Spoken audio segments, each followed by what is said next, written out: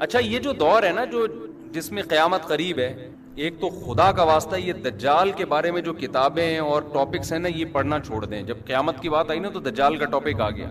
نبی صلی اللہ علیہ وسلم کی حدیث سے ہمیں پتہ چلتا ہے دجال آئے گا، بہت بڑا فتنہ ہوگا، یہ بات حقیقت ہے. لیکن اب مسئلہ یہ ہو گیا ہے کہ ہر چیز میں سے دجال نکال کے نا کشید کے لوگوں کو وہمی بنا دیا ہے. ایک آرمی کے ریٹائر آفیسر مجھ سے ملنے کے لیے آئے، انہوں نے کہا میں نے دجال پہ ایک بہت زبردست ریسرچ کی ہے جو پتہ نہیں 10 GB میں ہے میرے پاس ہارڈ ڈسک میں، وہ USB میں 2 USB ہوں گی 5-5 GB کی، اب ہو سکتا ہے 10 GB کی ہو کوئی، واللہ عالم. میں نے کہا حضرت دجال کے بارے میں اتنا کچھ ہمیں ملتا ہی نہیں ہے کہ 1 GB میں بھی آ جائے، وہ آپ نے 10 GB کہاں سے تیار کر لیا وہ. تو بہت سے لوگ میں نے پاگل ہوتے ہوئے اپنی زندگی میں دیکھ لی کہ اس میں بھی دجال ہے، اس میں بھی دجال ہے، یہ بھی دجالی سازش، یہ بھی دجالی سازش، یہ بھی دجالی سازش، یہ بھی دجالی، یہ بھی خراسان، یہ پھر وہ. بھائی آپ کو حکم ہے گراؤنڈ ریئلٹی کو سامنے رکھ کر آپ فیصلہ کرو. دجال نے جب آنا ہوگا آئے گا، اس کے لیے تیاری ضرور رکھو. تیاری کا کیا مطلب؟ اللہ سے پناہ مانگو، جمعے کے دن سورہ کہف پڑھ لیا کرو بس.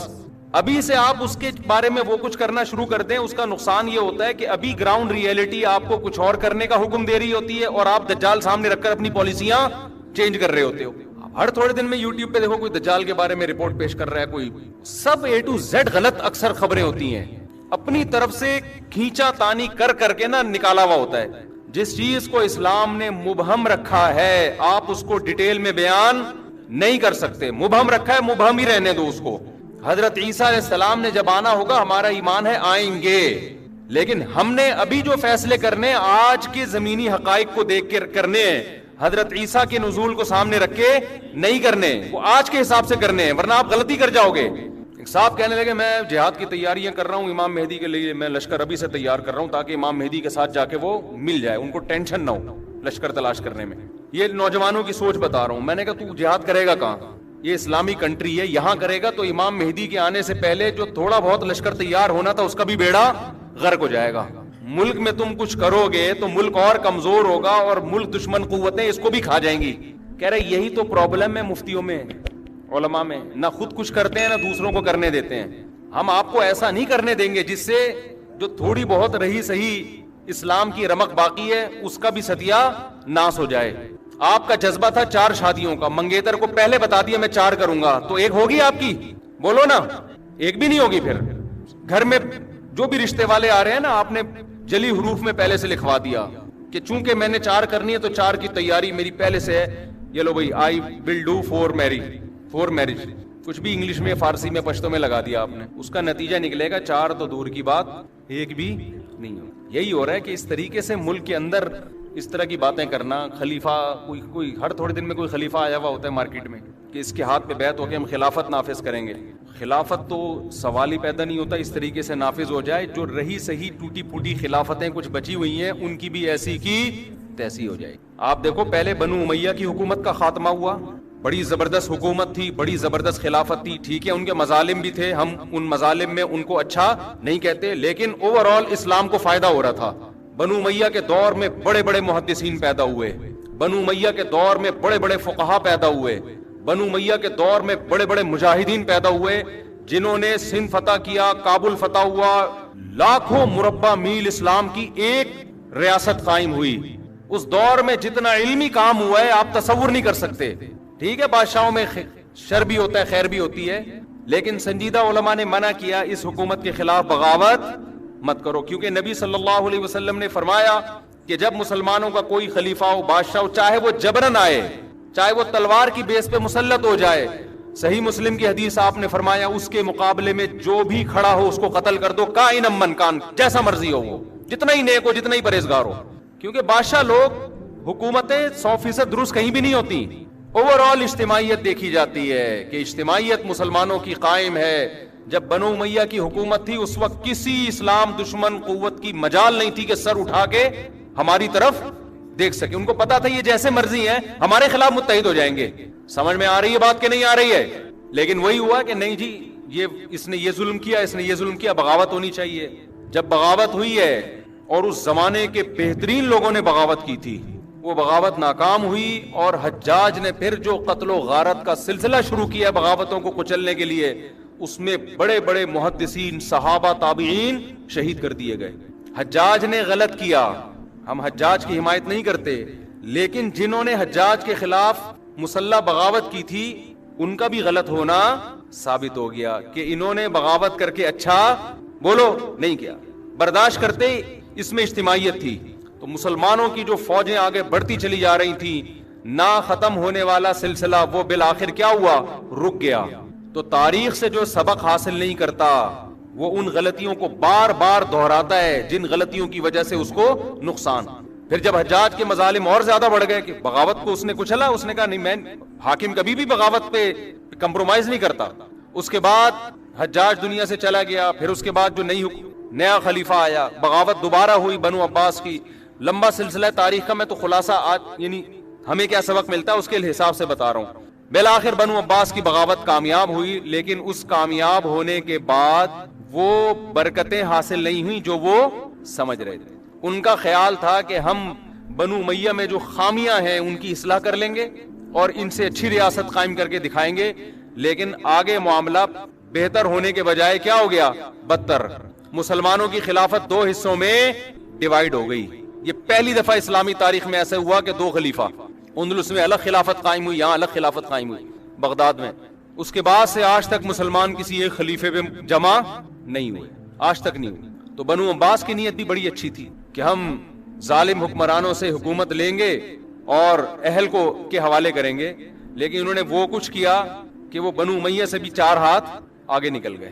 تو پھر آگے چل کے خلافت عثمانیہ قائم ہوئی. پھر بغداد کے خلاف جو ہوا، تاتاریوں نے حملہ کیا بغداد پہ اور مسلمانوں کی اینٹ سے اینٹ بجا دیا. اس کے پیچھے بھی مسلمانوں کی غلطی تھی.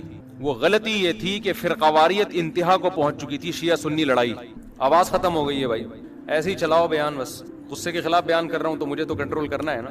بنو امیہ کے خلاف بغاوت ہوئی بنو عباس کی. پہلی دفعہ تو ناکام ہوئی، دوسری دفعہ کامیاب ہوئی، لیکن اسلامی خلافت 2 حصوں میں تقسیم ہو. پھر شیعہ سنی لڑائی ہوئی ہے. اس کے نتیجے میں اس کا فائدہ اٹھایا کس نے؟ میں مبہم بیان کر رہا ہوں کیونکہ میں ڈیٹیل میں گیا تو ایک تو ٹاپک لمبا ہو جائے گا. پھر یہ ایسا نہ ہو اسی بیس پہ یہاں فرقواریت بڑھنا شروع ہو جائے کہ اچھا تم ہمارے اوپر الزام لگا رہے ہو کہ تم ہمارے اوپر، ایک نئی جنگ پاکستان میں نہ چھڑ جائے گی. ہر چیز عوام کو سامنے رکھنے کی نہیں ہوتی. دنیا میں اس سے بڑا بے وقوف کوئی نہیں ہے جسے جو کچھ آتا ہے سب کچھ بتا دے. وہ دیکھنا ہے کہ اس بتانے سے فائدہ ہو رہا ہے کہ نقصان ہو رہا ہے. ایک آدمی نے کسی بندے کو دیکھا کسی انٹی سے ہنس ہنس کے بات کر رہا ہے، نالج آ گئی نا اس کے پاس، تو بتاؤ اس سے فائدہ ہوگا نقصان ہوگا؟ لڑائی ہوگی. اب کوئی کہہ رہا ہے تو اس کی بیوی کو کیوں بتا رہا ہے؟ کہہ رہے نالج جتنی بھی ہو شیئر کر دینی چاہیے، اسے کبھی بھی چھپا کے نہیں رکھا. حق یہ ہے کہ حق کو بیان کیا جائے، حق یہ ہے کہ دیکھا جائے کہ یہاں حق کو بیان کرنے کا فائدہ ہے یا نقصان ہے. حق تو ہے لیکن یہ بیوی کو بتانے کا نہیں ہے. اس سے شوہر کے بدگمان ہوگی، لڑائیاں ہوں گی، الگ سے چھپڑ میں لے جا کے میاں کو سمجھا دو انسان کا بچہ بن جا ورنہ انٹی کو بتا دوں گا میں. سمجھتے ہو کہ نہیں سمجھتے؟ اس لیے جو آج کل کے جو بہت سے اسکالرز آ رہے ہیں نا، جو سب کچھ عوام میں شیئر کر رہے ہیں، یہ نہیں دیکھ رہے کہ اس کے فائدے ہو رہے ہیں کہ نقصان ہو رہے ہیں. اور کمال کی بات یہ تمام لوگ جو فرقواریت پھیلاتے ہیں، لیبل لگاتے ہیں، فرقواریت ختم کر رہے ہیں. تو بہرحال وہ شیعہ سنی لڑائی ہوئی، پڈا ہوا، پھر انہوں نے کہا ہم انتقام لیں گے. نتیجے میں یہ خلافت، بغداد کی خلافت کا کیا ہو گیا؟ ایسی کی تیسی ہو. وہاں بھی غصے کو کنٹرول نہ کرنے کی وجہ سے ہوا ہے. سمجھتے ہو؟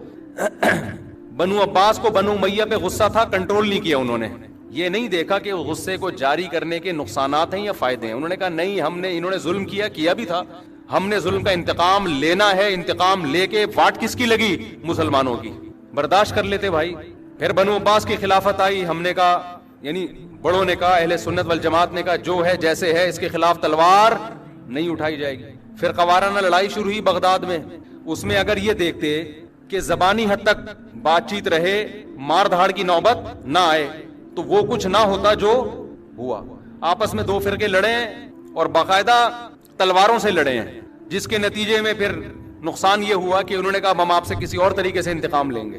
اور وہ انتقام یہ لیا کہ تاتاریوں کو راستہ دے دیا، آ جاؤ بھائی بارڈر خالی ہے. سمجھتے ہو؟ سامنے یہ بن گئے کہ ہم آپ کے ہیں. اور پس پردہ کیا؟ جب ایک آدمی کمزور ہو کے پٹتا ہے نا تو پھر وہ تلوار سے مقابلہ نہیں کرتا، پھر وہ دوستی میں آستین کا سانپ بن کے کاٹتا ہے آپ کو. تو پھر انہوں نے آستین کا سانپ بن کے کاٹا. یہ جو کہتے ہیں نا بغداد میں مسلمانوں کے مناظرے بہت ہو رہے تھے اور کوا حلال حرام اس پہ بحثیں ہو رہی تھی، اس لیے خلافت کا خاتمہ ہوا. اس لیے خاتمہ نہیں ہوا یہ کہ اپنوں ہی میں سے بعض نے غداری کی اور تاتاریوں کو راستہ دے دیا آنے کا اندر. ادھر یہ بنے رہے کہ ہم آپ کے ہیں اور ادھر ان سے رابطے کیے. بارڈر پہ آپ کا اپنے ہی فوجی اگر دشمن ملک کے ساتھ مل جائے تو پھر بارڈر تھوڑی سیو ہوگا آپ کا. تو اس سے جو اسلامی تاریخ میں جو تباہی پھیلی ہے اس کی مثال نہیں. وہاں بھی کیا تھا, دو فرقوں نے اپنے جذبات پہ کنٹرول نہیں کیا, بس انتقام کی آگ میں بھڑک گئے تو جو کچھ کر سکتے ہو کرو. تو بنو عباس نے کنٹرول نہیں کیا جذبات پہ, ایک دفعہ اسلامی خلافت کی ایسی کی تیسی ہوئی. پھر بنو عباس کے خلاف, بنو عباس میں جو دو فرقے تھے, مشہور فرقے جو مسلمانوں کے چل رہے ہیں, انہوں نے اپنے جذبات پہ کنٹرول نہیں کیا, غصے پہ کنٹرول نہیں کیا, زبانی بحث کو اس حد تک لے کر گئے کہ ہاتھا پائی تک نوبت آئی, جس کا رزلٹ کیا نکلا کہ بغداد کی خلافت کی ایسی کی تیسی. اس وقت ہمارے سائنسدان تھے, یورپ ہم گورے ہم سے پڑھنے آیا کرتے تھے. 400 سال تک ہماری کتابیں یورپ کی یونیورسٹیوں میں پڑھائی گئی ہیں, ہماری سائنس کی کتابیں. تھوڑے عرصے کی بات نہیں ہے یہ, ان کے پاس تو کچھ تھا ہی نہیں. لیکن جب بغداد کی خلافت کا خاتمہ ہوا, جتنی یونیورسٹیاں, جتنے کالجز, جتنے اسکول, جتنی کتابیں, وہ ساری کی ساری دشمن نے دریاؤں میں بہا دی. مسلمانوں کے لیے اپنا وجود برقرار رکھنا مشکل ہو گیا. لیکن اسلام پھر زندہ ہوا. مسلمان تھوڑی تمیز سے بیٹھتا ہے, جوش ہے اس کے اندر, ایک غیرت ہے, بھائی دوبارہ بحال کرنا ہے. پھر اللہ نے خلافت عثمانیہ ہمیں دی. 500-600 سال تک زبردست ترکی میں مسلمانوں کی حکومت رہی ہے, خلافت رہی ہے. لیکن ہندوستان میں الگ تھی, ہندوستان میں الگ تھی اور وہاں الگ. لیکن ہندوستان میں جمعے کی نماز میں جو خطیب ہوا کرتا تھا وہ عثمانی خلیفہ کے لیے دعا کیا کرتا تھا. کیا مطلب, یہاں الگ حکومت وہاں الگ خلافت, لیکن دونوں کا آپس میں لنک, کہ دشمن کے خلاف دونوں کیا ہیں, متحد ہیں. 40-45 کنٹریز تھے جہاں ترکی نے حکومت کی ہے, 40-45 ممالک. اس وقت اسرائیل کی یہ مجال نہیں تھی کہ وہ فلسطین سے مٹی شاپر میں ڈال کے لے جائے, زمین پہ قبضہ کرنا تو دور کی بات. اس نے خلیفہ سے کہا تھا, مجھے یہودیوں نے کہا تھا مسلمان خلیفہ سے کہ مجھے فلسطین میں جگہ چاہیے. اس نے کہا جگہ تو دور کی بات, مٹی شاپر میں ڈال کے لے جانے کی اجازت نہیں دوں گا یہاں سے. یہ بدماشی تھی مسلمانوں کی. یہ روس امریکہ تو کچھ بھی نہیں ہے, جو گریٹ امپائر جو اسیمین گزرے ہیں اس کی بھی واٹ لگی. وہ کیسے لگی, عربوں کو بغاوت پہ اکسایا گیا کہ ایک عجمی حرم پہ حکومت کیسے کر رہا ہے. بھائی یہ ترک تو بعد میں مسلمان ہوئے, تم تو سچی مچی کے مسلمان ہو. اگر مجھے غصے کے خلاف بیان نہ کر رہا ہوتا نا, ابھی مجھے بہت غصہ آ رہا ہوتا, میں مجبور ہوں. اصل میں وہی کام سارے آج بھی ہو رہے ہیں. مسلمان ہمیشہ مار کھاتا ہے جذباتی فیصلوں کی بیس پہ. سیاست میں بھی جذباتی فیصلے, ہر جگہ جذباتی فیصلے, کوئی تحقیق نہیں ہے. کوئی اٹھا کے کسی پہ الزام لگاتے, بس چینل دیکھا, ARY کیا کہہ رہا ہے, جیو کیا کہہ رہا ہے, سما کیا کہہ رہا ہے, ایک دم گالیاں بھی دینا شروع کر دیتے ہیں مخالف پر, اور وہ چیزیں پھیلانا بھی شروع کر دیتے ہیں. کوئی تمیز سے بیٹھ کے کوئی تجزیہ کرے, کوئی خاموش رہنا تو جانتا ہی نہیں ہے نا. اگر آپ کو نہیں پتا تو آپ بولتے مجھے نہیں پتا. یہ نہیں ہے ہمارے یہاں. مجھ سے کوئی پوچھ رہا ہے اس کو کس نے مارا, میں کہہ رہا ہوں اللہ کی قسم مجھے نہیں پتا کس نے مارا, میرے پاس کوئی ذرائع نہیں. لیکن تجزیہ کرنا ہر آدمی کی ذمہ داری ہے. مجھے نہیں بھی پتا, میں ٹی وی دیکھ کے بتاؤں گا اس نے مارا ہے. اس سے ملک میں انارکی پھیلتی ہے, معصوم لوگوں پہ الزامات لگتے ہیں, ایک دم غیرت میں آنا, ایک دم جذبات میں آنا, الزامات لگانا. تو ان چیزوں کا بڑا نقصان ہے. گھر بھی میں آ رہا ہوں, گھر کی طرف پہلے ریاستوں کی سے فارغ ہو جاؤں نا, پھر گھروں کے حالات کے پہ تبصرہ پیش کروں گا انشاءاللہ. تو خلافت عثمانیہ کے خلاف کس کو اکسایا گیا, عربوں کو, کہ تم عرب ہو, قرآن تمہاری زبان میں, یہ ترکی عجمی لوگ یہ تم پہ حکومت کر رہے ہیں. حالانکہ پیغمبر کی حدیث کیا ہے, مسلمانوں کا جب کوئی امیر ہو, جہاں جس علاقے میں اس کی امارت ہے, اس کے خلاف کسی بھی بیس پہ آپ کو تلوار اٹھانے کی اجازت نہیں. عربوں کو بغاوت پہ اکسانے پہ انگریز کامیاب ہو گیا. نتیجہ کیا نکلا, ترک کی خلافت کی بھی ایسی کی تیسی. اتنا سا رہ گیا ترکی, اور کتنے سارے ملکوں میں تقسیم کر دیا. صرف ایک عرب کی کتنے ممالک ہیں, ارض حجاز میں اتنی ریاستیں ہیں. دبئی کے شیخ الگ ہو گئے, عمان کے شیخ, مسقط کے شیخ صاحب الگ ہو گئے, سوڈان کے الگ ہو گئے, مصر کے الگ. مصر تو خیر حجاز میں نہیں آتا, لیکن جتنے عرب کنٹریز ہیں سب کا الگ الگ بادشاہ. اب جب الگ الگ ہو گئے تو طاقت کیا ہو گئی, ختم. اب ظاہر ہے امریکہ کی پالیسی آپ کو ماننی پڑیں گی, نہیں مانتے تو وہ آپ کوئی متحد تو ہے نہیں کہ ایک بلاک ہو آپ کا. تو الگ الگ ہوتے ہوتے ہندوستان کی بھی حکومت کا بھی خاتمہ ہوا. وہ بھی مسلمانوں کی غلطی تھی, انگریز آئے اور جو کچھ انہوں نے کیا وہ تاریخ لمبی کہانی ہے. بالآخر ہندوستان میں جو ہماری 1000 سال سے مسلمانوں کی حکومت تھی, جس میں برما, بنگلہ دیش اور پاکستان پورا کتنا اسٹرانگ کنٹری ہوتا آج یہ، آپ اندازہ لگاؤ، اس کی بھی ایسی کی تیسی. لیکن ایک ملک ہمیں مل گیا پاکستان کی صورت میں، اب آپ خلافت کا نام لے کے اس کی بھی ایسی کی تیسی کہ عیسیٰ علیہ السلام آئیں گے، وہ مجھے دیکھ کے بہت خوش ہوں گے کہ یہ پہلے سے ہی کھڑا ہوا ہے جہاد کے لیے، تو چل تو بھی میری فوج میں شامل ہو جا. ایسا نہ ہو عیسیٰ علیہ السلام آ کے پہلے تیری ٹھکائی لگائیں کہ ایک ملک تھا کمبخت، وہ اس کو بھی تو نے کسی قابل نہیں چھوڑا خلافت کے نام پہ. کیونکہ یونیورسٹیوں میں، کالجز میں اس طرح کی تحریکیں نا ہر تھوڑے دن، آپ خلافت کے لیے کیا کر رہے ہو، لوگ آئیں گے ہم سے پوچھتے ہیں آپ خلافت کے لیے کیا کر رہے ہو، آپ تو 4 شادیوں کی باتیں کرتے ہو، خلافت کے لیے کیا کر رہے ہو. میں نے کہا خدا کا واسطہ یہ جو ملک ہے نا اس کو بچاؤ اور آئینی اور قانونی طریقے سے اس میں پورا زور لگا دو تبدیلی کے لیے. ہمارے سیاسی لوگ ہمارے دھرنوں کو غلط رخ پہ لے کے جا رہے ہیں، جن چیزوں پہ دھرنے ہونے چاہیے ان چیزوں پہ نہیں ہو رہے. سمجھتے ہو؟ آپ کے اندر جو قوت اور طاقت ہے نا، آپ کے لیڈر اس کو غلط جگہ استعمال کروا رہے ہیں. دیکھو آپ کے گھر میں چاول کی بوری آنی تھی دکان سے اٹھا کے نا، آپ کو چاول لے کر آنے تھے گھر میں بوری اٹھا کے، کوئی لانے والا نہیں ہے تو اب آپ نہیں اٹھانی ہے نا، چاول پکیں گے گھر میں، آٹا پکے گا، سامان لینا تھا آپ نے. ایک بندے نے کیا کیا، اپنے گھر کا سارا سامان آپ سے رکھوا دیا. اب آپ کے بازو میں اتنی طاقت ہی نہیں ہے کہ اپنی بوری اٹھا کے گھر لے آؤ آپ، تو آپ کی جتنی انرجی تھی وہ دوسرے کے کام میں خرچ ہو گئی. تو ہمارے سیاسی لیڈر ہماری ساری طاقتیں اور قوتیں اپنے آپ کو پروموٹ کرنے میں استعمال کر لیتے ہیں، جس کی وجہ سے ہمارے حقوق کا الحمدللہ پہلے بھی بیڑا غرق تھا، اب بھی ہے، اور قیامت تک بھی ہمیں کوئی امید نہیں ہے کہ ہمیں ہمارے حقوق ملیں گے. کراچی کے گٹر کے ڈھکن غائب تھے، غائب ہیں، غائب رہیں گے. کراچی میں ٹارگٹ کلنگ پہلے بھی تھی، آج بھی ہے، قیامت تک رہے گی. کراچی میں کچرا کنڈی تھا، ہے اور قیامت تک رہے گا. کراچی میں موبائل سنیچنگ تھی، ہے اور قیامت تک رہے گی. کیونکہ کراچی کے لوگوں کو دھرنے دینے تو کسی اور کے لیے دینے، اپنے لیے الحمدللہ دھرنے دینے کا ان کا کوئی پروگرام الحمدللہ ہے ہی نہیں. تو اللہ کا بڑا فضل ہے، کراچی والوں کی استقامت کو 20 دفعہ سلام ہے یار. روز مر رہے ہیں گلی میں، کوئی اس کا شوہر مر گیا، وہ جوان میاں مر گیا، وہ جوان بیٹا مر گیا. تھوڑی سی غیرت ہوتی ہے نا انسان میں، تھوڑی سی غیرت ہوتی ہے کہ یار چلو کوئی روڈ بلاک کرو یار، کوئی تاکہ موبائل سنیچنگ تو رکے نا. فلاں کا بندہ مر گیا، اس کی لاش لے کے بیٹھ جاؤ یار روڈ پہ. حکومت سے مطالبہ الحمدللہ کچھ بھی نہیں. بچپن سے دیکھ رہے ہیں، یہ آج کی بات نہیں ہے، بچپن سے دیکھ رہے ہیں. نہ سیاسی سطح پہ کوئی شعور پیدا ہوگا کہ ووٹ کس کو دینا ہے کس کو نہیں دینا. سیاسی سطح پہ کوئی قوم پرستی کے نام پہ ہم سے ووٹ لے کے ہماری واٹ لگاتا رہے. قوم پرستی کے نام سے ہم سے ووٹ لیے گئے اور ہماری ہی دکانوں کو بولو لوٹا گیا. نبی صلی اللہ علیہ وسلم نے فرمایا کہ فتنے یہاں ہیں مشرق کی طرف. یہ اور بھی متعدد سند سے یہ حدیث ہے کہ نبی صلی اللہ علیہ وسلم نے مشرق کی طرف اشارہ کیا. تو مدینہ کا جو مشرق ہے نا، سارے فتنے وہیں سے آئے ہیں. خوارج کا فتنہ بھی وہیں سے پیدا ہوا، فتنہ دجال بھی وہیں سے نکلے گا، اور جو مسیلمہ کذاب کا فتنہ تھا، یعنی مشرق کی طرف جو ممالک ہیں ان سے فتنے نکلیں گے.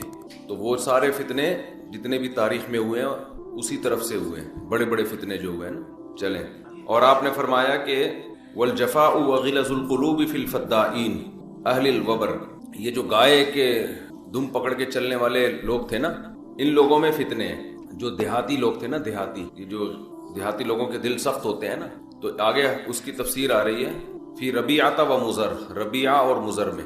تو ربیعہ اور مزر بھی بنی اسماعیل میں سے ہی، اسماعیل علیہ السلام کی اولاد میں سے ہی ہیں، لیکن ان میں فتنوں کا یعنی ان کی میجورٹی ان کی طرف سے زیادہ فتنے ہوئے. ارتداد بھی انہی میں پھیلے زیادہ، جو مسلمہ کذاب کے وقت ارتداد ہوا تھا، اور نبی صلی اللہ علیہ وسلم کے دنیا سے جانے کے بعد جو ارتداد ہوا ہے. حضرت ابو ہریرہ رضی اللہ عنہ سے روایت ہے، رسول اللہ صلی اللہ علیہ وسلم نے فرمایا فخر اور تکبر ہے اہل وبر میں. جو بڑے جانور نہیں ہوتے، وبر اونٹ کے اس کو کہتے ہیں بالوں کو، تو گائے اور اونٹ پالنے والوں میں تکبر ہے. والسکینۃ فی اہل الغنم، اور بکریاں پالنے والوں میں تواضع ہے، سکینت ہے. والایمان یمان، یمان اصل میں تھا یمنی، یمن والے. تو 2 یا میں سے ایک یا کو حذف کر کے اس کے بدلے میں الف لے کر آئے تو بن گیا یمانی. تو پھر قاضی کی طرح یا کو حذف کیا، قاضن میں جیسے حذف ہوتی ہے نا، تو اصل لفظ ہے یمانی. اور جب اس میں مؤنث ہوگا تو یمانیہ، اس کو لوگ یمانیہ پڑھتے ہیں، وہ غلط ہے، کیونکہ یمانی سے جب آخر میں تا آئے گا نا تو وہ یا واپس لوٹ آئے گی، تو یمانیہ. تو یمان، آپ نے فرمایا ایمان یمان میں ہے، اور حکمت وہ بھی یمن والوں میں ہے. جی قال ابو عبداللہ سمیت الیمن سمیت الیمن لانہا یمین الکعبہ. کعبہ کے دائیں طرف ہے نا یمن، اس لیے اس کو یمین میں ہے تو اس لیے اس کو یمن کہا گیا ہے. اور شام کعبے کے بائیں طرف ہے، تو شؤوم سے ہے یہ، شؤوم ویسے تو نحوست کو کہتے ہیں نا، تو بائیں طرف مشعمہ ہے نا، مشعمہ، تو اس لیے اس کو اس سے شام کو جو ہے نا یہ نام دیا گیا ہے، شؤوم سے، شؤوم۔ محمد ابن جبیر ابن مطعم بیان کرتے ہیں کہ حضرت معاویہ رضی اللہ تعالی عنہ کے پاس وہ موجود تھے قریش کے ایک وفد میں، تو عبداللہ ابن عامر ابن العاص رضی اللہ عنہ نے ان کو بیان کیا کہ عنقریب قحطان میں ایک بادشاہ پیدا ہوگا، قحطان قبیلے میں۔ اب یہ جو قحطان ہے یہ یمن کی نسل جس سے چلی ہے نا، ابو الیمن کہا جاتا ہے اس کو، جو یمن میں جو بھی ان کا جد امجد ہے وہ ہے تھا قحطان، تو آگے اسی کا قبیلہ قحطان کی نسل کہلاتا ہے۔ تو انہوں نے فرمایا کہ قحطان میں عنقریب بادشاہ ہوگا، تو حضرت معاویہ رضی اللہ تعالیٰ عنہ غصے سے کھڑے ہو گئے اور فرمایا کہ پہلے اللہ کی حمد و ثنا کی، اس کے بعد فرمایا مجھے یہ بات پہنچی ہے کہ تم میں سے بعض لوگ ایسی حدیثیں بیان کرتے ہیں جو اللہ کی کتاب میں بھی نہیں ہے اور نبی صلی اللہ علیہ وسلم سے منقول بھی نہیں ہے۔ حضرت معاویہ کو اس پہ غصہ آیا کہ انہوں نے یہ بات جو بیان کی ہے نبی کی طرف نسبت کر کے، یہ بات ٹھیک نہیں ہے، کیونکہ انہوں نے نبی سے اس کے خلاف سنا ہے۔ تو وہ کیا خلاف سنا ہے؟ فرمایا فَإِنَّهُ بَلَغَنِي أَنَّ رِجَالًا مِّنكُمْ يَتَحَدَّثُونَ أَحَادِيث، لوگ یہ بیان کرتے ہاں، فَأُولَٰئِكَ جُهَّالُكُمْ، یہ تم میں کم علم لوگ ہیں، فَإِيَّاكُمْ وَالْأَمَانِيَّ الَّتِي تُضِلُّ أَهْلَهَا، وہ امیدیں، ان امیدوں سے اپنے آپ کو بچاؤ جو امید والوں کو جو امیدیں ہلاک کر دیں۔ فَإِنِّي سَمِعْتُ رَسُولَ اللَّهِ صَلَّى اللَّهُ عَلَيْهِ وَسَلَّمَ يَقُولُ إِنَّ هَذَا الْأَمْرَ فِي قُرَيْشٍ لَا يُعَادِيهِمْ أَحَدٌ إِلَّا كَبَّهُ اللَّهُ عَلَى وَجْهِهِ، یہ جو معاملہ ہے نا خلافت کا، یہ قریش کے پاس ہے، اور جو بھی ان سے اس معاملے میں دشمنی کرے گا اللہ اس کو رسوا کر دے گا، ما اقاموا الدین، جب تک کہ وہ دین کو قائم رکھے۔ تو اصل میں بات یہ ہے کہ جس نے بھی حضرت معاویہ کے سامنے یہ حدیث پیش کی، پوری حدیث پیش نہیں کی، تو ایسا نہیں تھا کہ اسی دور میں ہوگا، بلکہ آگے حدیث آ رہی ہے کہ قحطان میں ایک شخص پیدا ہوگا جس کے ہاتھ میں رعایا ہوگی، کنٹرول ہوگا، تو یہ حضرت مہدی کے بعد ہو گئی ہے یمن میں، یعنی یہ قرب قیامت میں اور علامات قیامت میں ہے، تو یہ اس دور کی بات نہیں ہے، بلکہ یہ بعد میں قرب قیامت میں ایک شخص پیدا ہوگا جو شام میں ہوگا، قحطان قبیلے سے اس کا تعلق ہوگا، آگے حدیث میں آ رہا ہے، وہی پھر اس کی تشریح کرتے ہیں۔ چلیں، حضرت معاویہ کو غصہ غضب شاید اس وجہ سے آیا کہ خلافت میں یا حکومت میں وہ دراڑ پیدا کرنے کے لیے بھی اس طرح کی باتیں ہوتی ہیں نا، کیونکہ حضرت معاویہ نے بھی سنا نبی سے، اور بھی اس بارے میں آپ نے حدیثیں ہیں کہ خلیفہ قریش ہی سے ہوگا، تو یہ بہت ساری احادیث اس بارے میں، تو ان کو یہ تھا کہ یہ بات تو مسلمان مان چکے ہیں کہ خلافت کس میں ہوگی، وہ قریش ہی اس معاملے کے اہل رہیں گے۔ تو ہم نے یہ جو اتنا نبی صلی اللہ علیہ وسلم سے تواتر سے ایک بات سنی ہے، تو یہ اس کے خلاف کیسے حدیث پیش کر رہے ہیں؟ نبی صلی اللہ علیہ وسلم نے فرمایا، ابے تم ایک حدیث چھوڑ، حدثني عبد الرحمن بن هرمز الأعرج عن أبي هريرة رضي الله عنه قال قال رسول الله صلى الله عليه وسلم قريش والأنصار وجهينة ومزينة وأسلم وأشجع وغفار موالي ليس لهم مولى دون الله ورسوله۔ آپ صلی اللہ علیہ وسلم نے ان تمام قبیلوں کا نام لیا، قریش، انصار، جہینہ، مزینہ، اسلم، اشجع، غفار، یہ سب میرے مولا ہیں، یعنی میرے دوست ہیں، اور ان کا اللہ اور ان کے رسول کے سوا کوئی بھی دوست نہیں ہے، تو یہ ان قبیلوں کی تعریف ہے۔ حدثنا ابو الولید قال حدثنا عاصم بن محمد قال سمعت ابي عن ابن عمر رضی اللہ عنہما عن النبي صلی اللہ علیہ وسلم قال لا يزال هذا الامر في قريش ما بقي منهم اثنان۔ آپ صلی اللہ علیہ وسلم نے فرمایا یہ معاملہ ہمیشہ قریش کے ہاتھ میں رہے گا، قریش کے پاس رہے گا، یعنی خلافت کا معاملہ، جب تک کہ دو بھی زندہ ہوں ان میں، یعنی دو قریش بھی زمین پہ موجود رہیں تو خلافت کس کا حقدار کون ہوگا؟ قریش ہوں۔ تو پیچھے حدیث میں آتا ہے ما اقام الدین، جب تک کہ وہ دین کو قائم رکھیں۔ تو علامہ نبوی رحمہ اللہ نے تو لکھا ہے کہ ان کے دور میں چونکہ قریشی کی حکومت تھی تو انہوں نے لکھا کہ ابھی تک معاملہ قریش کے ہاتھ میں، لیکن جمہور اس طرف گئے ہیں کہ اس کا مقصد یہ ہے کہ قریش اس کے اہل ہیں، یہ خبر نہیں ہے کہ ہمیشہ ایسا ہوگا، یعنی یہ معاملہ ان کے ہاتھ میں رہے گا، مطلب یہ اس کے اہل رہیں گے۔ اور آگے دوسری حدیث میں اس کی تفسیر ہے ما اقام الدین، جب تک کہ وہ دین قائم کریں، یعنی دین اگر قائم نہیں کرتے تو پھر اہل نہیں ہے۔ بھائی ایک قریش خلیفہ ہے جس کے بارے میں آپ کو پتا ہے کہ یہ بھی دین قائم کرے گا، دوسرا ہے غیر قریش، یہ بھی دین قائم کرے گا، تو اہل کون ہے دونوں میں؟ جو قریش ہے وہ اہل ہے۔ تو اور جس کے بارے میں یہ ہے کہ اگر قریش ہے لیکن دین قائم نہیں کرے گا، مرتد ہے یا کفر بوا کا مرتکب ہے، پھر قریشی ہونے کی بیس پہ وہ مستحق نہیں ہے۔ اچھا، یہ جتنی بھی احادیث ہیں اس پر اتفاق ہے کہ یہ اس سے متعلق ہیں کہ جب سلیکشن کا وقت آئے، سمجھ رہے ہو؟ لیکن اگر کوئی طاقت کے بل بوتے پر غیر اہل بھی مسلط ہو جائے تو پھر اس کے خلاف بغاوت کی اجازت نہیں ہے۔ اس بارے میں بھی احادیث بہت زیادہ صریح اور واضح ہیں۔ وہ تو جب بغاوت کے حکام آئیں گے نا تو ان میں آپ لوگوں نے پڑھی بھی ہوں گی بہت ساری حدیث اس بارے میں، کہ مسلم کی حدیث ہے کہ جب مسلمانوں کا کوئی خلیفہ ہو تو اس کے خلاف جو بھی کھڑا ہو، کائن من کان، جو بھی کھڑا ہو اس کو قتل کر دو. اس لیے کہ اس پر یہ تو اہل کی بات ہے نا کہ اہلیت اس میں زیادہ ہے، لیکن بات یہ ہے کہ اگر کوئی اور طاقت کے بل بوتے پر یا کسی بھی چاہے فاسد نظام کے تحت جب وہ مسلط ہو جائے تو پھر چونکہ اس میں اتحاد پارا پارا ہونے کا خطرہ ہے، پھر اس کو قتل کرنے کی اجازت ہے. یہ جو آج کل جمہوری نظام ہم پر مسلط ہے نا، یہ بھی بیکار نظام ہے، اس سے کبھی خیر کی امید نہ رکھیں. لیکن اگر چاہے اس غلط نظام کے بعد بھی کوئی ملک کا حاکم بن جاتا ہے تو وہ پھر حاکم بن جاتا ہے، پھر اس کو ماننا پڑے گا. تو ایک ہے آپ کے اختیار میں ہو کہ صحیح طریقے سے سلیکشن، تو اس میں تو صحیح طریقہ اختیار کیا جائے گا، لیکن آپ کے اختیار میں نہیں ہے اور صحیح طریقے سے سلیکشن نہیں ہو رہی تو جو بھی سلیکٹڈ ہوگا تو وے آف سلیکشن جو بھی ہو آپ کو اس سلیکٹڈ کو ماننا پڑے گا. سمجھتے ہو؟ یہ جو خلافت عثمانیہ تھی یہ تو خلافت تھی نا، سب علماء کا اتفاق تھا خلافت، یہ تو اجمیوں کی تھی، عربوں کی تھوڑی تھی. پھر جو بغداد کی خلافت تھی، جو بنو عباس کی خلافت تھی، اس میں اگرچہ قریش کی خلافت تھی لیکن زمین کا بہت بڑا حصہ وہ قریش کے ہاتھ میں نہیں تھا، وہ بہت بڑا حصہ اجمیوں کے ہاتھ میں تھا، تو اس کو بھی مانا گیا ہے. سمجھتے ہو کہ نہیں سمجھتے ہو؟ اچھا، آج کل یہ نعرے بہت لگ رہے ہیں کہ خلیفہ ایک ہی ہونا ہے، خلافت تو ایک ہی ہو. تو ایک خلافت اب تک مسلمانوں میں سوائے خلفائے راشدین کے اور حضرت معاویہ رضی اللہ تعالیٰ عنہ پر جو اتفاق ہو گیا تھا، اس کے بعد چند دن بنو امیہ کی، اس کے بعد سے آپ تک ایک خلیفہ مسلمانوں کا نہیں رہا ہے. جو کام 1200-1300 سال میں نہیں ہوا، آپ اس کام کے پیچھے اب اپنی صلاحیتیں کیوں ضائع کر رہے ہو؟ سمجھ میں آ رہی ہے بات؟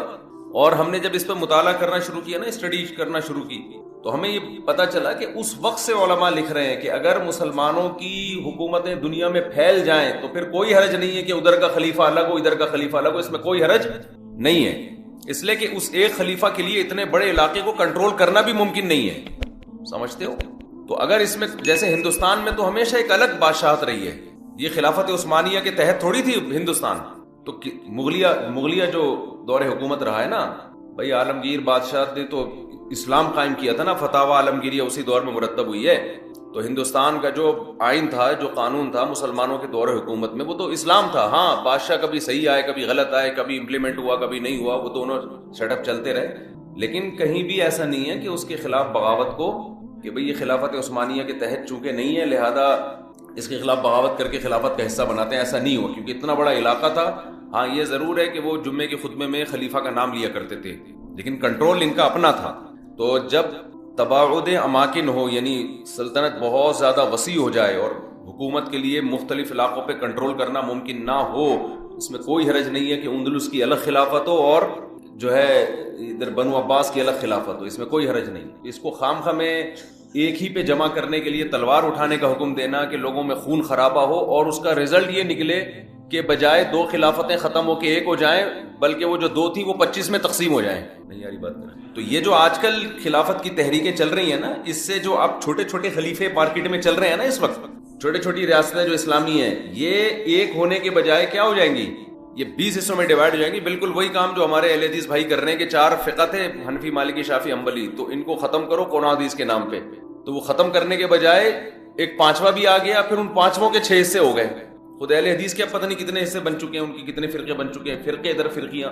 تو یہ وہی بات ہے. مولانا وہ ایک بڑا زبردست کسی کا کلپ دیکھ رہا تھا میں، جس میں انہوں نے کہا کہ ایک آدمی کے بارے میں کسی نے کہا کہ تم جو ہے نا وہ گالیاں بہت دیتے ہو. تو اس نے کہا کس الو کے پٹھے نے کہا میں گالیاں. اور پھر جو گالیاں دینا شروع کی ہیں، جس نے میرے بارے میں کہا کہ میں گالیاں دیتا ہوں وہ یوں ہے وہ یوں ہے، وہ اس کی ایک ایسی کی تیسی کر دی نا. تو یہاں بھی یہی ہے کہ لیبل یہ لگایا جاتا ہے کہ ہم فرقوں کو ختم کر رہے ہیں، لیکن جس طرح سے ختم کرنے کی کوشش شروع ہوتی ہے نا، اس سے فرقے مزید بننا. تو اسی طرح خلافت کے نام پہ اتحاد کی کوشش کی جاتی ہے، مگر اس سے اسلامی مملکتوں کی جو رہی صحیح طاقت ہے وہ بھی پارا پارا ہو جاتی ہے. ٹوٹ ٹوٹ کے نا کوئی صوبے الگ ہو کے ملک الگ ہو جائیں گے. اس لیے تمیز سے جو چیزیں 2 ٹکڑے چند چیتھڑے آپ کے پاس باقی رہ گئے ہیں، ان کو چائے میں ڈبو ڈبو کے، بھائی لنگر تقسیم ہو رہا تھا نا، تو جو جس کے پاس حصہ آ گیا اب اس کو بجائے اس کے کہ سب ایک دسترخوان پہ بیٹھ کے کھانا کھائیں، وہ نہیں ہو سکتا. تو جتنے جو چیتھڑا جس کے پاس آیا، جو پاپے کا ٹکڑا آیا، چائے میں ڈبو کے کھاؤ، پتلی گلی سے نکلو. چلو بھائی چلے. ہاں، اب خلافت حضرت مہدی ضرور آ کے قائم کریں گے. تو ان کو اللہ نے طاقت دی ہے، ان کے بارے میں خوشخبری آئیں، اور حضرت عیسیٰ ابن مریم نازل ہوں گے، ان کی قیادت میں ہوگا. تو فی الحال وہی طریقہ بہتر ہے. اچھا، یہ جب ہم بات کرتے ہیں تو لوگ کہتے ہیں اس کا مطلب ہم آرام سے ہاتھ رکھ کے بیٹھے رہیں، ہم کچھ نہ کریں، بس تزکیہ اور خانقاہوں میں لگے رہیں. تو یہ بات نہیں ہے. نظام کی تبدیلی کی کوشش کرنا یہ فرض ہے.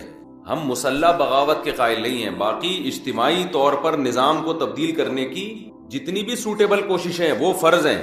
اب وہ بیسی ہو سکتی ہیں. ایک طریقہ جامعۃ الرشید کا ہے, کسی کو اس سے اتفاق نہ ہو. دوسرا طریقہ جماعت اسلامی والوں کا ہے, JUI والوں کا ہے, اسمبلی میں جا کے انقلاب لے کر آؤ. اور تیسرا چوتھا طریقہ تنظیم اسلامی والوں کا ہو سکتا ہے, یوتھ کلب والوں کا ہو سکتا ہے کہ کالج یونیورسٹیوں میں محنت کرو, بیوروکریسی میں لوگ لے کر آؤ. تو یہ 20 طریقے ہو سکتے ہیں. ان میں سے کوئی بھی آپ کو سوٹیبل لگے وہ طریقہ آپ پر اختیار کرنا فرض ہے. تو ہم یہ نہیں کہہ رہے کہ سسٹم کو تبدیل کرنے کی کوشش نہ کریں, مگر اس طریقے سے تبدیل کرنے کی کوشش کریں کہ تبدیلی کے امکانات ہوں. اس طریقے سے کہ رہے سہے سے بھی جائیں وہ طریقہ مناسب نہیں ہے. چلو بھائی ڈبل اے. دیکھیے نبی صلی اللہ علیہ وسلم نے فرمایا, بخاری مسلم کی حدیث ہے, تقاتلون الیہود حتی یختبی احدکم وراء الحجر فیقول الحجر یا مسلم هذا یہودی فاقتل هذا یہودی ورائی فاقتلہ. نبی صلی اللہ علیہ وسلم نے فرمایا تمہاری یہود سے لڑائی ہوگی, جہاد ہوگا, یہاں تک کہ کوئی یہودی اگر پتھر کے پیچھے چھپے گا تو پتھر کہے گا کہ اے مسلمان یہ یہودی ہے, اس کو قتل کر دے, یہ میرے پیچھے چھپا ہوا ہے. ہر درخت بھی گواہی دے گا, ہر پتھر بھی گواہی دے گا, الا الغرقد, سوائے غرقد درخت کے. یہودیوں کو کوئی مقدس درخت ہے جو اسرائیل میں بہت زیادہ لگاتے بھی ہیں یہ لوگ. نبی صلی اللہ علیہ وسلم نے جب یہ بات ارشاد فرمائی تو اس وقت مسلمانوں کی یہودیوں سے ایسی کسی لڑائی کا تصور بھی نہیں تھا. ایک پیش گوئی تھی جو کسی کے خواب و خیال میں بھی نہیں تھا کہ صدیوں بعد جا کے ایسا ہو سکتا ہے. اس سے بھی پتہ چلتا ہے کہ ہمارے نبی صلی اللہ علیہ وسلم کی جو پیش گوئیاں ہیں وہ اگر وہ پوری نہیں ہوئی تو آپ ٹائم کا انتظار کریں, ایک وقت پوری ہو جائیں گی. 1300 سال تک مسلمانوں کو اس حدیث کا مطلب سمجھ میں نہیں آیا. عملی دنیا میں ایمان تو تھا سب کا کہ اللہ کے نبی نے جو فرمایا برحق ہے, کیونکہ یہودیوں سے میں نے بتایا نا لڑائی ہوئی نہیں ہے. جب مدینہ سے اور جزیرہ عرب سے ان کو نکالا گیا, یہ دنیا کے مختلف ملکوں میں جا کے آباد ہو گئے. اس کے بعد یہ ہمیشہ یا تو عیسائیوں کے زیر سایہ رہے ہیں یا مسلمانوں کے زیر سایہ رہے. ان کی لڑائی اگر ہوئی عیسائیوں سے ہوئی ہے, مسلمانوں سے ان کا کبھی ٹاکرا نہیں ہوا. لیکن پیغمبر صلی اللہ علیہ وسلم نے کیا فرمایا صحابہ سے, تقاتلون, تم لڑو گے. تم سے مراد یہ امت لڑے گی. ایک وقت آنے والا ہے اور ایسی لڑائی ہوگی, ایسی لڑائی ہوگی کہ حتی یختبی احدکم وراء الحجر, کہ پتھر اور درخت بھی یہودی کا ساتھ دینا چھوڑ دیں گے. آج دنیا جن حالات کی طرف جا رہی ہے نا, یہ ایسا لگتا ہے کہ اس حدیث کے پورا ہونے کا ٹائم آ گیا ہے. ہم جب قرآن مجید پڑھتے تھے, اب بھی پڑھتے ہیں, لیکن جب طالب علمی کے دور میں جب سمجھ کے پڑھنا سیکھا ہم نے, تو ہم جگہ جگہ قرآن میں دیکھتے تھے ضربت علیہم الذلہ, اللہ نے ان پر ذلت کو مسلط کر دیا ہے. میں بار بار کہوں یہودیوں سے ہماری مراد علی الاطلاق سارے یہودی نہیں ہے, کیونکہ میرے بیان کو لوگ شارٹ کاٹ کے شارٹ کلپ بنا کے غلط چلاتے ہیں. ابھی میرا ایک بیان کسی نے چلایا, میں بیان میں کہہ رہا ہوں کہ عورت اور مردوں کی نماز میں جو فرق ہے کسی حدیث سے اگر ثابت نہیں ہے تو یہ بھی تو حدیث سے ثابت نہیں ہے کہ عورتیں صفا مروہ میں چلیں گی, دوڑیں گی نہیں. یہ بھی تو حدیث سے ثابت نہیں ہے کہ عورتیں آہستہ لبیک کہیں گی. آگے میں نے پوری ڈیٹیل میں بات کی ہے. کسی نے میرا اتنا سا کلپ چلا دیا اور جواب میں کسی دوسرے کا کلپ چلا دیا کہ دیکھو فلاں فلاں حدیث تو ہے, فلاں حدیث تو ہے جس میں آتا ہے عورتیں صفا مروہ پہ چلیں گی. حالانکہ میں ان حدیثوں کا جواب اس کلپ میں دے چکا ہوں. نمبر 1 وہ مرفوع حدیثیں نہیں ہیں, نمبر 2 وہ صحیح روایتیں نہیں ہیں, من گڑت ہیں, یا تو بہت درجے کی ضعیف ہیں, اس قابل نہیں ہے کہ ان کو دلیل کے طور پہ پیش کیا جائے. لیکن شرارتی نے میرا آدھا کلپ چلایا اور دوسرے اسکالر کا میرے مقابلے میں لگا دیا. نیچے لوگ کہہ رہے ہیں مفتی کو حدیثوں کا نہیں پتا اور ان صاحب کو حدیثوں کا پتا ہے. تو آپ کر لیں جو مرضی کرنا ہے, قیامت میں اللہ حساب و کتاب لے لے گا. تو میرے کلپ لوگ ادھورے چلاتے ہیں. ہمیں اللہ کا شکر ہے, ان لوگ, ہم نہیں کہہ رہے ہم بہت بڑے فنٹر ہیں, یہ جو آج کل کے یوٹیوبرز آ رہے ہیں نا, جو نئے نئے اسکالرز آ رہے ہیں, ان سے قرآن کا بھی الحمدللہ زیادہ پتا ہے, حدیثوں کا بھی ان سے الحمدللہ زیادہ پتا ہے. ہم نے جن استاذوں سے حدیثیں پڑھی ہیں نا, ان کے 20-20 سال کے تجربے ہیں حدیث پڑھانے کے, اور وہ اردو میں نہیں پڑھاتے, وہ عربی میں پڑھتے ہیں, عربی میں پڑھاتے ہیں, اور اسماء الرجال کے بڑے بڑے علامے ہیں. سمجھتے ہو کہ نہیں سمجھتے؟ اور میں نے تو دور حدیث جو کیا ہے نا, دور حدیث ہم نے تو الگ ہی سٹائل میں کیا ہے. ہم پر تو پابندی تھی کہ جب حدیث کا سبق ہوگا تو ہم نے خود عربی کتابیں دیکھ کر, عربی شروحات دیکھ کر لیکچر کو تیار کرنا ہے. سند بھی خود پڑھنی ہے, سند کی بحث بھی, اور پوری بحث بھی خود ہی تیار کرنی ہے. تو اس سٹائل میں جب انسان حدیث پڑھتا ہے تو اس کی استعداد اور زیادہ بڑھ جاتی. آج کل کے جو نئے نئے اسکالر آ رہے ہیں, ان سے کہو کہ بغیر زبر زیر پیش کے نا حدیث کی ایک سند پڑھ کے دکھا دیں. مفہوم تو اگلی چیز ہے, تبھی ہم کہتے ہیں سامنے بیٹھ کے جو مسائل حل ہوتے ہیں نا وہ یوٹیوب پہ کلپ بازیوں سے نہیں ہوتے. ان سامنے بیٹھتے نہیں ہیں لوگ. میرے 3 دنیا میں مناظرے ہوئے ہیں 3, اور تینوں میں الحمدللہ اللہ نے مجھے فتح دی ہے. 3 ابھی چونکہ موضوع اسرائیل کا چل رہا ہے, یہ مناظروں کی بحث کرنا مناسب نہیں ہے, وہ میں پھر کسی اور وقت بتاؤں گا. لیکن مناظرے کچھ اصول اور ضابطے کے تحت ہوتے ہیں تو ہوگا. بغیر ضابطوں کے کوئی بھی آ کے بیٹھ کے مرغوں کی طرح لڑنا شروع کر دے, اس کو بحث مباحثہ نہیں کہتے, اس کو مرغوں کی لڑائی کہتے ہیں. تو مرغوں کی لڑائی میں ہم اپنے آپ کو نہیں دھکیلتے, ہم ٹرم اینڈ کنڈیشن فکس کر کے بات کرنے پر آمادہ ہوتے ہیں. سمجھتا ہے کہ نہیں سمجھتا؟ تو 3 ہوئے میرے, پھر کبھی بتاؤں گا انشاءاللہ. ابھی تو یہ اسرائیل کا ٹاپک زیادہ ہے میں ان جھگڑوں سے جو آج کل کے اسکالرز کے چل رہے ہیں. تو بار بار میں کہتا ہوں, میرا کلپ ادھورا چلاتے ہیں نا تو کوئی یہودیوں کے خلاف نہ چلائے. سارے یہودی ایک جیسے نہیں ہیں. ہم اسرائیل کے اگینسٹ ہیں تو ہماری جو لڑائی ہوگی اسرائیل سے ہوگی. حدیث میں جس یہودی سے لڑائی کا ذکر ہے اس سے مراد بھی کون سے یہودی ہیں؟ یہ فتنہ پرست اور شر پسند یہودی ہیں جو اسرائیل پہ غاصبانہ قبضہ, فلسطین پہ جنہوں نے غاصبانہ قبضہ کیا ہوا ہے. سمجھتے ہو کہ نہیں سمجھتے؟ تو آپ صلی اللہ علیہ وسلم نے فرمایا کہ تقاتلون الیہود, تمہاری جنگ کس سے ہوگی؟ یہود سے ہوگی. دجال کس کا سپورٹر ہوگا؟ بولتے کیوں نہیں؟ ابھی تو دجال آیا نہیں ہے اور آپ نے بولنا چھوڑ دیا ہے. جب آئے گا تو پھر تو اچھوں کی بولتی بند ہو جائے گی. کس کا سپورٹر ہوگا وہ؟ ہاں, میں عرض کر رہا تھا کہ ہم جب قرآن پڑھتے تھے ضربت علیہم الذلہ, قرآن کہتے ہیں ہم نے ذلت ان کے اوپر دے ماری ہے, ان فسادوں کی وجہ سے جو یہ کرتے رہے ہیں دنیا میں, ان فسادات کی وجہ سے. ہم جب پڑھتے تھے ہم کہتے تھے اے اللہ آج تو یہودی ذلیل نہیں ہے. اسرائیل کتنا پاورفل ہے کہ گچی کس کی پکڑی ہوئی ہے اس نے؟ امریکہ کی. ہندوستان کو گچی سے پکڑا ہوا ہے, تو آج تو بڑی عزت ہے. میں نے اپنے استاد سے یہ سوال پوچھا, انہوں نے بڑا معقول جواب دیا, اور یہ تفسیر کی کتابوں میں بھی لکھا ہے. دیکھیں آپ یہودیوں کی ہسٹری اٹھا کے دیکھیں نا, ہمیشہ کوئی نہ کوئی ایسا ان پر مسلط ہوا ہے جنہوں نے ان کی شرارتوں کا مزہ ان کو دنیا میں چکھایا ہے. قرآن سے بھی یہ بات ثابت ہے کہ ان کو ان کی شرارتوں کا مزہ, عذاب جو ہے وہ دنیا میں ملتا رہے گا. میں بار بار کہتا ہوں ہٹلر نے بھی ان کو عذاب دیا ہے. ہٹلر سے پہلے بھی اسلامی نہیں بلکہ دنیا کی تاریخ میں بہت سے ہٹلر گزر چکے ہیں جنہوں نے ان کی شرارتوں کی ان کو دنیا میں سزا دی ہے. ہم پھر بھی بتائیں ہم ہٹلر کے حامی نہیں ہیں جو ظلم اس نے کیا, لیکن وہ بھی ان کی شرارتوں سے بیزار تھا. قرآن کہہ رہے ہم نے ان پر ذلت کو دے مارا ہے. دنیا میں بہت دفعہ رسوا ہوئے یہ. اب کیا ہے؟ یہ آخری ذلت ہے یہودیوں کی, جو اب کس کے ہاتھوں ہونے والی ہے؟ فلسطینیوں کے ہاتھوں. آپ کو معلوم ہونا چاہیے جب دنیا میں کسی کو بہت زیادہ ذلیل کیا جاتا ہے نا تو پہلے اس کو عزت دی جاتی ہے. کسی کے گلے میں آپ جوتوں کا ہار پہنا دو, یہ بھی ایک ذلت ہے. اور ایک طریقہ یہ 3 پیس سوٹ ٹائی میں آپ اس کو صدارت کی کرسی پہ بٹھائیں اور پھر آپ اس کو جوتوں کا ہار پہنا دیں. بتاؤ کون سی بڑی ذلت ہے؟ یہ دوسری ذلت پہلی ذلت سے بڑی ہے. پوری دنیا میں مار کھانے کے بعد نا اپنی شرارتوں کی وجہ سے آج اللہ نے ان کو ایک تھوڑی سی حکومت دی ہے. ایک چھوٹا سا کنٹری, آپ اگر اسرائیل کو نقشے میں دیکھیں گے تو کراچی بھی بڑا ہے اسرائیل سے. اتنا چھوٹا ملک, اتنا چھوٹا ملک, اور تعداد بھی بہت تھوڑی. اللہ نے انہیں کچھ وقت پنپنے دیا ہے.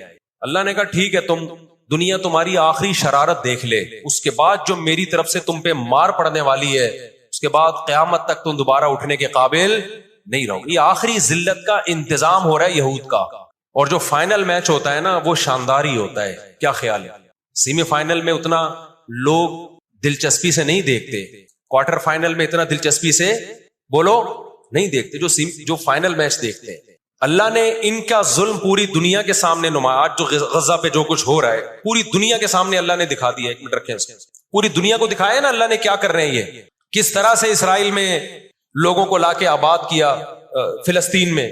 پھر فلسطینیوں پہ اقوام متحدہ کی 60 سے زیادہ قراردادیں ہیں جس کی اسرائیل دھجیاں اڑا چکا ہے. 60 سے زیادہ قراردادیں, 60 سے زیادہ, جس کو اسرائیل نے ماننے سے انکار کیا ہے. یونائٹڈ نیشن کی بات کر رہا ہوں میں. تو اللہ تعالیٰ ان کو تھوڑا سا پنپنے دے رہے ہیں کہ ٹھیک ہے اس دفعہ سیمی فائنل تم جیت لو, فائنل تک تو پہنچو نا تم, اس کے بعد ہوگا کیا. دیکھو آپ نے سنا ہوگا کہ لاتوں کے بت ہاتھوں سے نہیں مانتا. یہ جو اسرائیل جو کچھ کر رہا ہے نا اس کا اصل حل مجھے بھی پتا ہے مظاہروں میں نہیں ہے. اس کا اصل حل ہے جہاد. اس کا اصل حل کیا ہے؟ جہاد, جو کہ فلسطینی کر رہے ہیں. میں نے جب لوگوں کو یہ کہا نا کہ اپنے ملک میں پرامن مظاہرے کرو، لوگوں نے کہا لو پرامن مظاہروں میں لگا کے لوگوں کی صلاحیتیں خراب کر رہے ہیں. ہم آپ کو جہاد سے نہیں روکتے، لیکن آپ جہاد اپنے ملک میں کرو گے توڑ پھوڑ کر کے، یا جہاں یہودی ظلم کر رہا ہے وہاں لڑائی کرو گے آپ. تو یہ عجیب منطق نہیں ہے کہ ظلم وہاں ہو رہا ہے، آپ نے اپنے ملک میں توڑ پھوڑ کرنا شروع کر دی، تو اس سے یہودی ناراض ہوگا یا خوش ہوگا؟ وہ تو کہے گا اور اچھا ہے بم دھماکے کرو یار، پرامن نہیں، بہت بموں کے ساتھ کلاشن کوفوں کے ساتھ اپنی کنٹری میں مظاہرے کرو، ہمیں آ کے چھیڑو یہاں پہ. ہم جہاد کے منکر نہیں ہیں، آپ سے زیادہ الحمدللہ جہاد کو مانتے ہیں. لیکن آپ اگر یو کے میں، کینیڈا میں، پاکستان میں، سعودی عرب میں توڑ پھوڑ والے مظاہرے شروع کر دو گے، چاہے غیر مسلم کنٹریز میں بھی، خدا کی قسم اس سے اسرائیل کی جوں بھی نہیں رنگے گی. تو اس وقت آپ جوش سے زیادہ ہوش سے کام لیں. جوشیلی تقریریں کرنے والے بہت ہیں مارکیٹ میں، ابھی نعرے بھی یہاں لگ رہے ہیں، ہم یہ کر دیں گے، ہم وہ کر دیں گے. ان سے پوچھو کیسے کرو گے؟ شام کو گھر پہ جا کے گٹکا کھا کے سو جاتے ہیں وہ.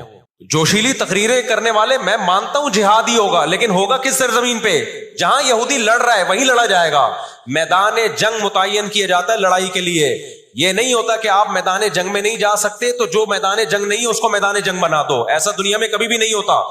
یہ تو وہ جون پور کے قاضی والا قصہ ہو جائے گا کہ وہ سولی پہ لٹکایا ایک شخص کو، اس کی گردن موٹی تھی، وہ پھندے میں آ نہیں رہی تھی. انہوں نے کہا اس کی گردن چونکہ پھندے میں آ نہیں رہی ہے تو اس کی چونکہ آ رہی ہے اس کو لٹکا دو آپ. وہ کہے گا میری آ رہی ہے لیکن میرا قصور کیا ہے؟ تو یہ عجیب قسم کا جہاد ہے. آپ اپنے ملکوں میں، یو کے، کینیڈا میں آپ نے اگر توڑ پھوڑ کرنا شروع کر دی، وہ چھوڑے گا تھوڑی کینیڈا آپ کو. یو کے، امریکہ میں آپ نے اگر توڑ پھوڑ شروع کر دی، وہ چھوڑے گا تھوڑی. آپ کی اوقات کتنی ہے؟ لڑائی کے لیے سب سے پہلے میدان جنگ کا تعین ضروری ہے کہ لڑائی ان کی مرضی سے نہیں ہوگی. کہاں کہ وہ جہاں چاہ رہے ہیں، لڑائی ہماری مرضی سے ہوگی. ہم جہاں کہیں گے وہاں لڑائی ہوگی. میں سمجھا پا رہا ہوں اپنی بات؟ تو علاج، بہت سے لوگوں نے جہاد کا انکار کر دیا، یہ بھی غلو ہے. اور بہت سے لوگوں نے ہر جگہ کو میدان جنگ بنانے کے چکر میں، یہ ایک طرف کی انتہا ہے. آج دنیا نے ان کو نہتا چھوڑ دیا ہے، فلسطینیوں کو، لیکن وہ ڈٹے ہوئے ہیں. آپ ان کی مدد کر سکتے ہو، جہاد کے ذریعے ضرور کرو. کس نے منع کیا ہے آپ کو؟ اور اگر آپ ان کے ساتھ مل کے جہاد نہیں کر سکتے، نہیں جا سکتے وہاں پہ، تو آپ پھر ان کو جو سپورٹ کر سکتے ہو، ہم راشن پانی پہنچا سکتے ہو تو وہ پہنچاؤ. میں نے پاکٹ ویلفیئر ٹرسٹ کا نام لیا نا، اس میں بھی لوگوں نے اعتراض کیا، لو بھائی ان کو راشن کی ضرورت تھوڑی ہے، ہمیں پتہ ہے راشن سے کام نہیں چلے گا. لیکن جو جہاد ہوگا تو وہاں جا کے ہوگا. یہاں بم پھاڑنا شروع کر دیے، اس سے اسرائیل کی صحت پہ کوئی فرق نہیں پڑے گا. اسرائیل پہلے ہی ان کی سازشوں سے لیبیا تباہ ہو چکا ہے. ایک مضبوط ریاست تھی، عراق کا بیڑا غرق کر دیا. اب وہ چاہتا ہے سعودی عرب کا بھی بیڑا غرق ہو، وہ چاہتا ہے پاکستان کا بھی بیڑا غرق ہو. تو ان بیڑا غرق ہونے سے جو آپ کی ٹوٹی پھوٹی رہی صحیح لنگڑی لولی حکومتیں، ان کی بھی ایسی کی تیسی ہو جائے گی. اور فلسطینی بھی نہیں چاہتے کہ دوسرے ملکوں میں لڑو، وہ کہتے ہیں لڑنا ہے تو ہمارے پاس آؤ. تو یہ اب جو دنیا جا رہی ہے نا جس طرف، ہو یہ رہا ہے. میں نے آپ کو قرآن کی آیت پیش کی تھی نا، وَكَذَلِكَ نُوَلِّي بَعْضَ الظَّالِمِينَ بَعْضًا. اللہ کہتے ہیں ہم بعض ظالموں کو بعضوں سے پٹواتے ہیں. تو پہلی جو ابھی تک تو ہم نے نا امیدی کی باتیں کی ہیں. مسلمان ممالک شکست کھا کے بیٹھ چکے ہیں، 3 بڑی جنگوں میں شکست ہو چکی ہے. اس کے بعد اب کسی مسلم کنٹری میں اسرائیل پر چڑھائی کی طاقت نہیں ہے. ان کو پتا ہے پیچھے امریکہ بیٹھا ہوا ہے، پورا یورپ. رشیا نے یوکرائن جیسے اتنے سے کنٹری پہ حملہ کیا. آپ نقشے میں دیکھیں، یوکرائن اتنا سا ہے، رشیا کیا ہے، یوں اگر وہ پاؤں بھی رکھ دینا تو کچل دے. لیکن جیت گیا کیا وہ جنگ؟ بولتے کیوں نہیں؟ کیوں؟ یوکرائن اتنا سا ہے مگر اس کے پیچھے کون ہے؟ پورا یورپ ہے، پورا یورپ اس کے پیچھے. یہ جنگ طول پکڑتی جا رہی ہے. رشیا اب تک یوکرائن کو کنٹرول میں نہیں لے سکتا. اور مجھے تو ایسا لگتا ہے، میں کوئی یقینی رپورٹ نہیں ہے، شاید اس جنگ کے پیچھے بھی اسرائیل کی سازش ہو. ان کو پتا تھا کہ ایک ہمارا دشمن ہے سوویت یونین، روس. جب 1956 میں جنگ ہوئی ہے نا، برطانیہ، فرانس اور اسرائیل نے مل کے حملہ کیا تھا مصر پہ، تو دھمکی کس نے دی تھی؟ روس کی دھمکی سے پیچھے ہٹے. روس نے کہا تھا نیوکلیئر اٹیک کروں گا میں، وہ پیچھے ہٹ گئے. روس مسلمانوں کی خیر خواہی میں نہیں کر رہا تھا. روس کو یہ تھا کہ جب دنیا کا باپ میں بننا چاہتا ہوں تو تم دنیا کے باپ بننے کی کوشش کیوں کر رہے ہو؟ اگر یہ باپ بن گئے تو اس کو پتا تھا ہماری چودراہٹ ختم ہو جائے گی. تو اللہ ایک ظالم کو دوسرے ظالم سے پٹواتے ہیں. تو آج بھی رشیا، چائنا، وہ اسرائیل کے حق میں نہیں. عین ممکن ہے اللہ مظلوموں کی آواز سے ایسے حالات پیدا کر دے کہ اس جنگ میں براہ راست کون کود پڑے؟ سوویت یونین کود پڑے. اور اگر سوویت یونین اس جنگ میں کود پڑا جس کے پورے چانس لگ رہے ہیں، تو پھر یہ تیسری جنگ عظیم کی طرف معاملہ جائے گا. اور اس کے ذمہ دار مسلمان یا فلسطین نہیں ہوں گے، اس کے ذمہ دار ناجائز اسرائیل ہے جس نے ناجائز قبضہ فلسطین پہ کیا ہے. اور پھر دنیا میں جو تباہی ہوگی نا، تباہی ہوگی وہ میرے اور آپ کے تصور سے بھی زیادہ ہے، کیونکہ اب تلواروں سے یا صرف ہوائی جہازوں سے جنگ نہیں ہوتی، اب سب کے پاس نیوکلیئر ہتھیار ہیں، اب ایٹم بم چلیں گے. آج اگر دنیا انسانیت پہ رحم کھانا چاہتی ہے، آج اگر امریکہ، برطانیہ، جرمنی، فرانس جو دنیا کے لیڈر کہلائے جاتے ہیں، آج اگر یہ چاہتے ہیں کہ انسانیت کو تباہی سے بچائیں تو ان کو فلسطینیوں کا ہاتھ نہیں روکنا، ان کو کس کا ہاتھ روکنا ہے؟ جو اصل ظالم ہے نا یہودی، اس کا ہاتھ روکنا ہے. فلسطینیوں کے پاس اپنے دفاع کا پورا پورا اخلاقی حق بھی ہے، مذہبی حق بھی ہے، قانونی حق بھی ہے. تو آج اگر یہ اسرائیل کا ہاتھ زبردستی روک لیتے ہیں تو دنیا بڑی تباہی سے بچ جائے گی. اور اگر یہ دنیا اسرائیل کا ہاتھ نہیں روکتی اور اس جنگ کو بند کرنے کی کوشش نہیں کرتی تو بھائی جو تیسری جنگ کی طرف معاملات جا رہے ہیں اس کے ذمہ دار یہ لوگ ہوں گے جو دنیا میں تہذیب کے ٹھیکیدار ہیں. یہاں تک بات سمجھ میں آ گئی کہ نہیں آ گئی؟ دوسری بات، ہمیں قرآن و سنت میں اس بارے میں کیا ہدایات ملتی ہیں؟ اللہ کہتا ہے میں نے یہود پہ ذلت کو مسلط کر دیا ہے. اس آیت میں اور اس حدیث میں جو میں نے تقاتلون الیہود والی حدیث پڑھی، اس میں مسلمانوں کے لیے خوشخبری ہے کہ اللہ تعالی نے جیسے بنی اسرائیل انتہائی کمزور تھے، فرعون کا ظلم اور بربریت کا شکار تھے، اللہ سورہ قصص میں کہتے ہیں وَنُرِيدُ أَن نَّمُنَّ عَلَى الَّذِينَ اسْتُضْعِفُوا فِي الْأَرْضِ، ہم نے ارادہ کیا کہ زمین میں کمزور ترین لوگوں کو اٹھا کے زمین کا امام بنا دیں گے، طاقتور پہ غالب کر دیں گے. بہت دفعہ ایسا ہوا ہے، کم من فئۃ قلیلۃ غلبت فئۃ کثیرۃ باذن اللہ. اللہ کہتے ہیں دنیا کے نقشوں میں جو غالب ہوتا ہے، جس کی فتح اسباب کی دنیا میں یقینی ہوتی ہے، میں بہت تھوڑی سی جماعت کو طاقتور بنا کے دنیا کا امام بنا دیتا ہوں. ہمیں اللہ کی رحمت سے اور قرآن اور حدیث کی جو بشارتیں مل رہی ہیں اس سے پوری پوری امید ہے کہ انشاءاللہ یہ جو ابھی حالات ہوئے ہیں یہ فلسطین کی شکست پہ منتج نہیں ہوں گے، انشاءاللہ یہ اسرائیل کی شکست پہ اور یہودیوں کی ہمیشہ کے لیے شکست پہ اس کا نتیجہ نکلے گا انشاءاللہ. اور نبی صلی اللہ علیہ وسلم کی وہ حدیث پوری ہوگی کہ تمہاری جو بڑی جنگ ہوگی، نبی نے کیا فرمایا؟ اس امت کی ایک جماعت ہمیشہ جہاد کرتی رہے گی. لا یزال طائفۃ من امتی ظاہرین علی الحق، ہر دور میں لڑائی ہوئی ہے، جہاد ہوا ہے. آپ اس ہسٹری اٹھا کے دیکھ، کہیں نہ کہیں جہاد ہمیشہ ہوتا رہا ہے. تو آج بھی ایسا ہوگا. اور بالآخر یہ معاملات اگر بین الاقوامی دنیا نے کنٹرول نہیں کیے تو نبی صلی اللہ علیہ وسلم کی پیش گوئیاں انشاءاللہ بہت جلد پوری ہونے والی ہیں. اور یہ جو ان کو عزت ملی ہے نا، یہ اصل میں بہت بڑی ذلت کی تمہید ہے. جب کسی کی بہت بڑی بےزتی کرنی ہوتی ہے تو اس کو پہلے بہت زیادہ عزت دینی پڑتی ہے. میں اکثر ایک واقعہ سناتا ہوں. ایک آدمی گیا کسی محلے میں، آ کے کہنے لگا اللہ کا شکر ہے اس علاقے میں میری عزت نہیں ہے. لوگوں نے اس میں شکر ادا کرنے کی کیا بات ہے؟ اس نے کہا اگر عزت ہوتی تو آج میری بہت زیادہ بےزتی ہو جانی تھی، آج میں نے ایسا کام کیا کہ میری بہت زیادہ بےزتی ہو جاتی. یہ ایک بہت بڑی ذلت کا پیش خیمہ. ہماری ذمہ داری ہے کہ ہم ان کے لیے دعا بھی کریں، اپنے ملک میں ہم پرامن احتجاج بھی کریں. غیر مسلم ریاستوں میں بھی احتجاج کی اجازت ہے، یہاں ہم نے پرامن ہی کرنا ہے. یہاں توڑ پھوڑ سے کوئی فائدہ ہونے والا نہیں ہے. جوش میں ہوش نہ چھوڑ دیں آپ. یو کے میں پابندی لگائی کہ آپ فلسطینیوں کا جھنڈا نہیں لہرا سکتے، لوگوں نے لہرانا شروع کر دیا. اس کا نتیجہ کیا نکلا؟ فلسطین آزاد ہو گیا. اس سے جنہوں نے لہرایا ان کو گورنمنٹ اٹھا کے لے گئی. تو تھوڑے بہت لوگ جو کچھ غیرت جن میں تھی وہ بھی اپنے آپ کو ہاتھ پاؤں کٹوا رہے ہیں اگر، تو فلسطینیوں کے لیے پھر احتجاج کرنے والا، آواز اٹھانے والا دنیا میں کون ہوگا؟ تو جو میدان جنگ ہے وہی میدان جنگ ہے، اور جو میدان جنگ نہیں ہے اس کو میدان جنگ بنانے کی کوشش نہ کرو. یہودی چاہتا ہے پوری دنیا میدان جنگ بن جائے، اسرائیل میں امن ہو جائے تاکہ میں بادشاہی کروں دنیا پہ. ہم چاہتے ہیں نہ، جو میدان جنگ آپ نے جس جگہ کو رکھا ہے ہم جنگ وہاں سے ہٹنے نہیں دیں گے. وہیں میدان جنگ ہوگا، وہی جگہ میدان جنگ بنے گی.